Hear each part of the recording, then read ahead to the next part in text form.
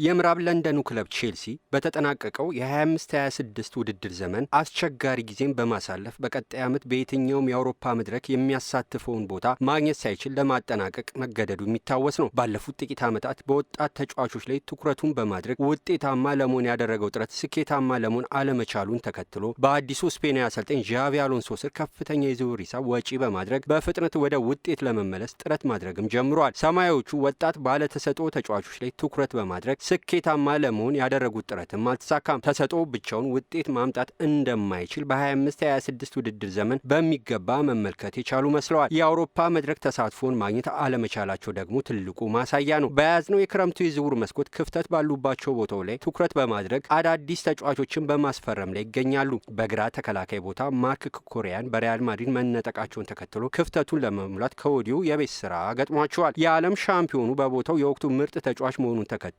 ለአዲሱ የቡድኑ አሰልጣኝ ተተኪውን ለማግኘት ከባድ የቤት ስራ እንደሚጠብቀውም ተገምቷል።